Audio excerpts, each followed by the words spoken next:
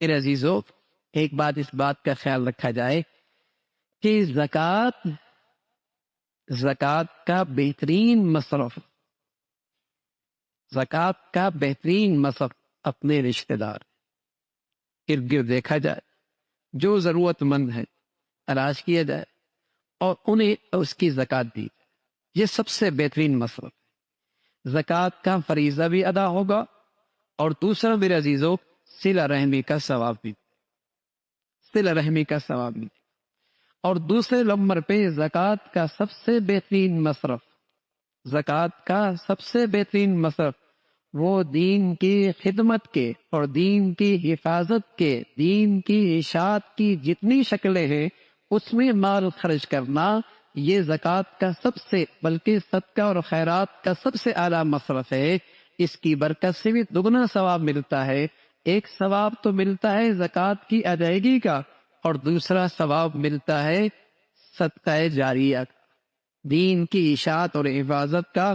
بلکہ جتنی بڑھیا آپ کی زمین زرخیز ہوگی خرچ کرنے کی، جتنی زرخیز ہوگی آپ کے مال کے خرچ کرنے کی، اتنا اجر ملے گا۔ اور اللہ نے یوں فرمایا کہ ایک دانہ زمین پہ ڈالتے ہیں، زمین زرخیز ہوتی ہے تو وہ 7 بالیاں نکالتی ہے، اور ہر بالی سے 100 دانے نکلتے ہیں۔ ایک بالی سے 700 دانے نکلے، اللہ کے راستے میں جو خرچ کرتے ہیں ایک کے بدلے میں اللہ 700 دیتا ہے۔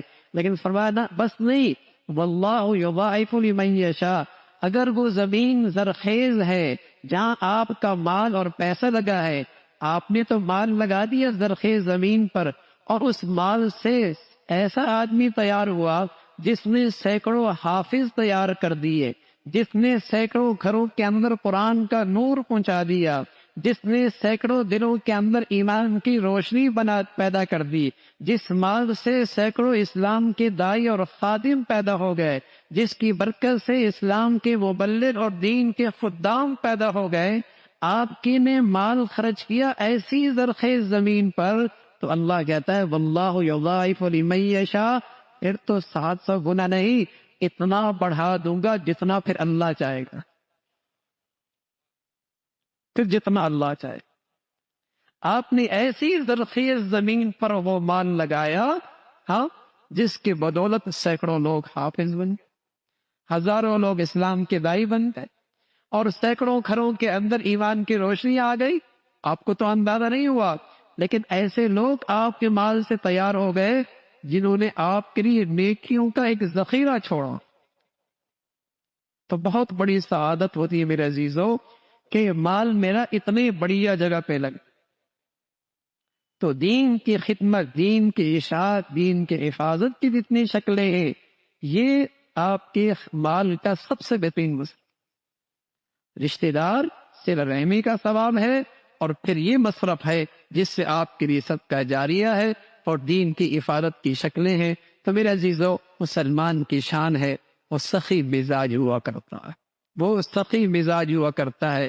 پہلے تو مسلمان اپنے حلال مالوں سے اور اپنے مال کے تہائی حصے سے دین کے لیے وقف کیا کرتے، لیکن اب تو رہا سا وہ واجب اور زکوٰۃ کے مصرف ہے، اگر وہ بھی مسلمان خرچ نہیں کریں گے تو میرے عزیزو اللہ کا دین تو زندہ رہے گا لیکن ہم محروم ہو جائیں گے۔ اللہ کا دین تو زندہ رہے گا جب تک اللہ کو منظور ہوگا، لیکن ہم محروم ہو جائیں گے۔ تو جو مسلمان اپنے مالوں کو اللہ کے دین کی محبت میں خرچ کرتے ہیں، اللہ اس کی برکت سے ان کے گھروں کے اندر بھی پھر دین کو زندہ کرتا ہے، پھر ان کے اولادوں کو بھی اللہ دین عطا فرماتا ہے۔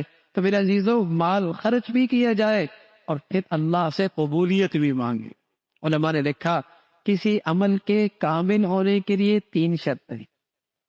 ایک شرط تو یہ ہے کہ کتنی بھی بڑی نیکی کر لے، خیال کرے کہ بہت چھوٹی کی ہے، خیال کرے کہ بہت چھوٹی کی ہے۔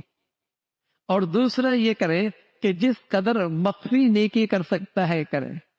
اور تیسرا فرمایا اس نیکی کے بعد اللہ سے قبولیت بھی مانگ لیا کرے، تو اللہ رب العزت اس نیکی کو کامل بنا دیا، اللہ اس نیکی کو کامل بنا دیا کرتے ہیں۔ تو اللہ رب العزت بھائی ہمیں مال خرچ کرنے کی بھی توفیق نصیب فرمائے اور اللہ اسے قبول بھی فرما لے۔